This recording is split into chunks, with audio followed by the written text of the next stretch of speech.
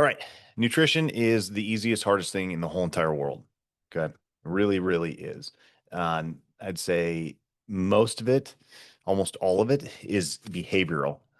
You need to know the information on what to eat, when to eat it, and then how to apply it, which is information and information, right? You need the information, okay, for the first two, for for what to eat and when to eat it, right? You just need to be taught that stuff. And if you don't know it, but most people know it. Most people know that stuff, and it's not like, hey, Oreos are no good, right? Uh, don't eat too much food. If you eat till you're stuffed every meal, like you're eating too much food, and that's just how it is, you know. But people know that. Like that's not a surprise. Nobody's shocked by that information. There's plenty of it out there. When to eat it, that's kind of not that important. A calorie is a calorie. Like you can you can make the argument based on studies and all kinds of stuff that if you stop eating by 9 o'clock or 8 o'clock that you'll lose weight. Yeah, you probably will because it shortens the amount of time that you're eating. So you eat less. So therefore, calorie deficit occurs. Therefore, weight is lost. That's typically how things go with nutrition is that like people just like Jedi mind trick you into eating less food. So therefore, you lose weight. Not surprising. Okay. Now, however you need to do that is totally fine. And however you need to do that, especially if it's like you need to lose weight or you're going to be seriously unhealthy or something like that's going to happen, then do what you got to do. However, it doesn't matter if it's even if it's a fad, as long as it like has the the intended result is you getting body fat off. Like good, if it's intermittent fasting, if it's just stop eating at 8 o'clock in the evening, if it's, whatever you got to do to organize your mind and your world so that you eat less and lose weight, like good, do it. But yeah, it's most of this stuff is really just like a Jedi mind trick on like eating less. So, um, just know that, right? When you're eating is a lot less critical when it is just how much you're eating and that kind of stuff. Now, I will say meal timing and nutrient timing definitely has its place, especially if you're looking at performance. If you're looking at performance, if you want to, like recover well from training sessions, like, yeah, you're going to need some carbs and some protein post workout. You ought to have probably some carbs pre workout too, that kind of stuff. And like maybe even some intra workout stuff. But usually meal timing and nutrient timing, for most people, is going to be revolving around carbohydrate load, like where and when to put the carbohydrates in order so that they are utilized most efficiently and effectively. And that's usually before or after your workout, okay? Or during, right? But anyway, that's kind of like a 4, 5, 6, I would say, not a 1, 2, 3. Okay. So let's talk about the 1, 2, 3s, right? Um, Quantity and quality, right? Those are the two metrics that we kind of look at first. Like how much are we eating and what's the quality of the food we're eating? Because as much as a calorie is a calorie, it's a lot easier to, you know, I don't want to say it's easier, but you know, some McDonald's fries are different than a steak. Okay. Even if they have the same calorie makeup and the same macronutrient breakup, like they are different. It's different. Okay. And it's, from a quantity standpoint, you're going to get a lot less of the lower quality food because it's so high in calories. So you'll be able to eat less of it, right? Versus, some stuff that you're making at your house. Okay. You're going to be able to eat more of that. So from a food density standpoint, if you like eating more food, then you ought to prepare it yourself. You'll be able to eat more of it because it'll be less dense in calories, more than likely. More than likely. Okay. All right. So quality and quantity. All right, let's just say this. Like, just make your food yourself. If you make and prepare your own food, regardless of what it is, it's going to be better. It's going to be better for you. It's going to be better. from a calorie density standpoint, it's it's probably going to be better. So start there. Just make your own food, prepare your own food. And if you don't even focus on anything else, like that's going to be a good place to start. Make your own food, drink a bunch of water. I bet you have some decent results within 2 weeks. Okay. Um, Stop number two.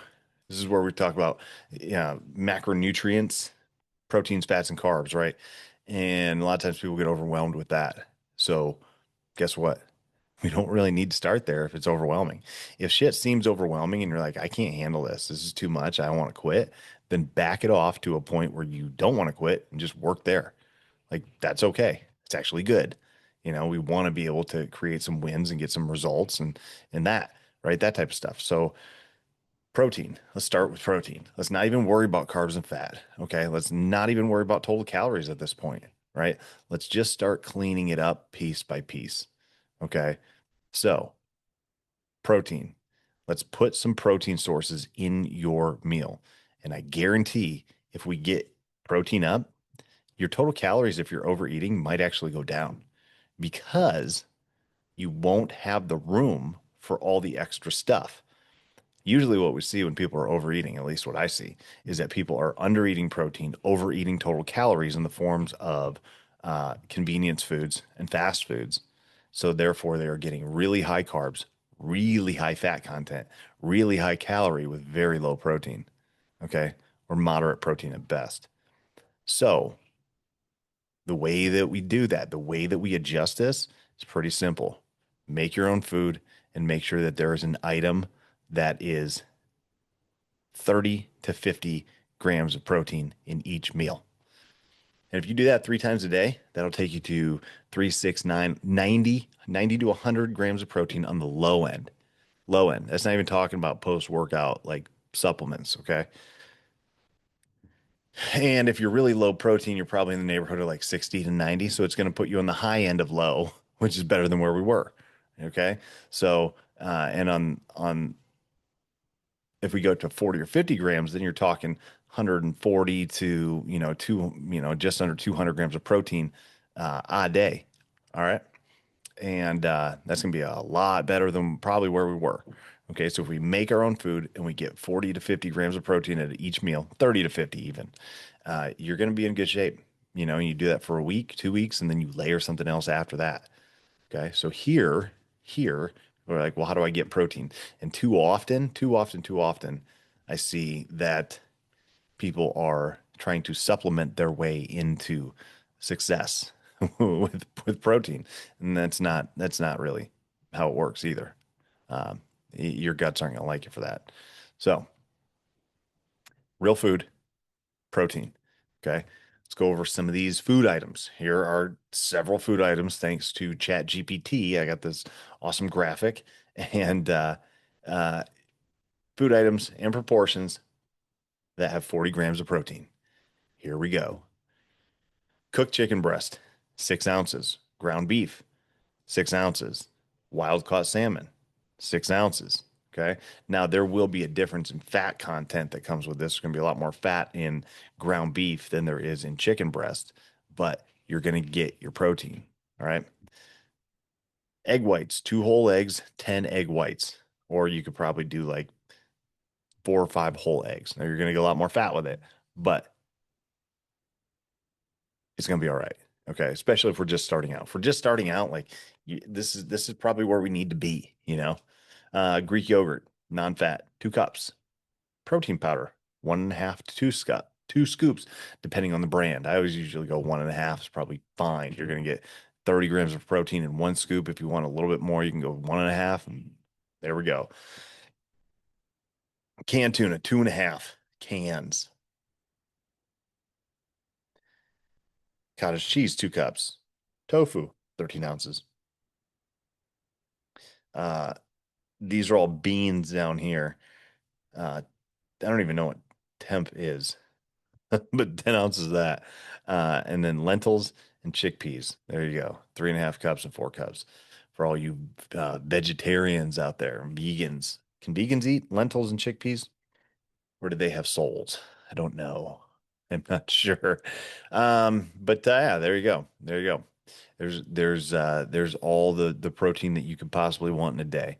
You could throw in there, turkey, ham, lunch meats. Like those are my go-tos, on lunches. Breakfast, eggs, lunch, lunch meat, cottage cheese, canned tuna, right? And then dinner, ground beef, steak, chicken, all your classic meats. And yeah, just that's it. And you round it out with some carbs, some potatoes, some rice, some veggies. Done. Done. Done. That's it. And if you want to throw on some cold pressed oils and with some salt and some seasonings, get after it.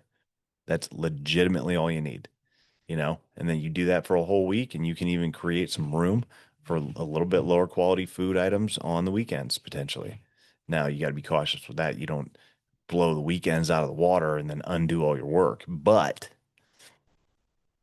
see how this happens? Like there's some flex, right? But you got to earn the flex with doing some work. Okay. So, you gotta learn how to pull the levers, right? And it doesn't have to be all at once. And you can see there's a lot of different options that you can do with just this. This is a list of 10, just 10. Okay. So there you go. All right. There you go. There's your first nutritional crap. Okay. Pretty simple, pretty straightforward. Um, I'll go ahead and drop this graphic in the school group. And if you are watching this on a different platform and you would like access to the school group, just ask. I'll put you in. It's free. All right. Can't beat that. All right. That's all I got. Later.